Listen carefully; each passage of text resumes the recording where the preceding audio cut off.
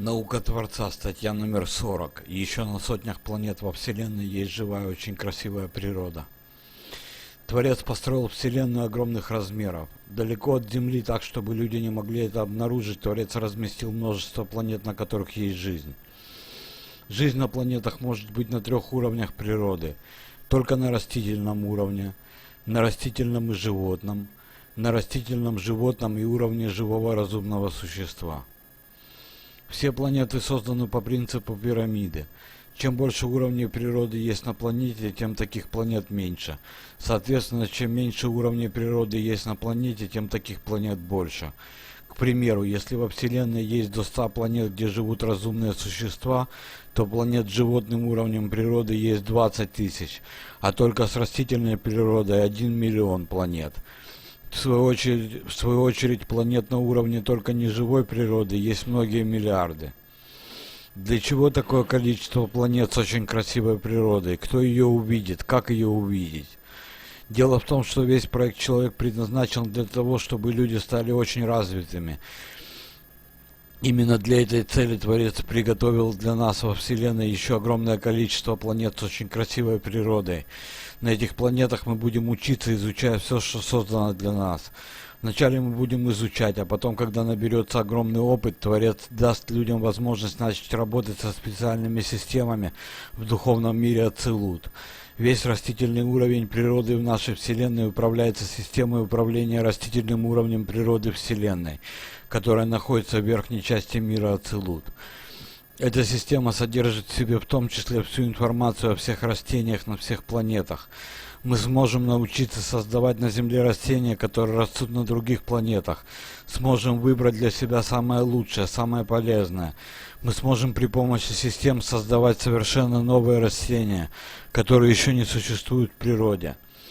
Мы соберем со всех планет самые вкусные овощи и фрукты, а также сможем вырастить совершенно новые плоды с какими-то новыми вкусами.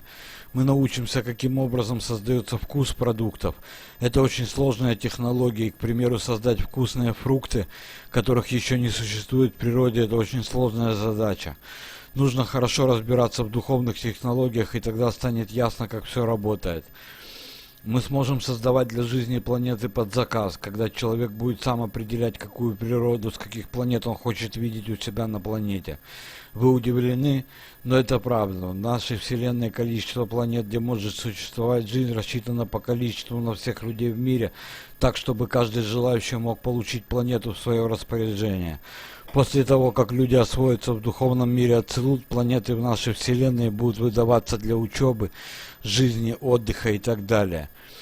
Какие-то планеты во Вселенной уже готовы для жизни, но основное количество необходимых нам планет, чтобы обеспечить запросы всех людей, придется создавать самим. Это суперсложная, но очень интересная наука, которую мы будем вынуждены изучить, так как это заложено в программе развития человечества. И мы обязаны всему научиться, иначе все, что создал Творец, пропадет. А он создал для нас миллиарды планет, только учитесь. Творец ничего просто так не создает, и поэтому мы будем обязаны получить подарок и будем вынуждены суметь с ним работать. Таким образом, Творец вновь добился своего. Он предоставляет людям новую интересную игрушку под названием «Наша Вселенная», и, играя с нами, направляет людей на максимально возможное развитие. Добираться до других планет мы будем использовать духовную технологию перемещения во Вселенной.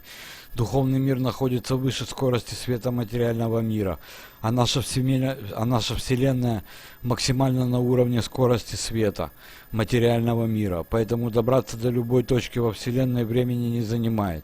Духовный свет проходит через всю нашу Вселенную за одно мгновение. Нужно только изучить, как работает система перемещения во Вселенной, и человек за 1 секунду будет перемещаться в любую нужную точку на любую планету. Весь проект «Человек» построен таким образом, что, изучая всю нашу Вселенную и миллиарды планет, мы сможем очень вырасти в нашем понимании замысла Творца. Мы научимся, постигнем его технологии, которые станут нашими, и мы сможем использовать их в любых нужных, но добрых целях. 2016 год. Атпа.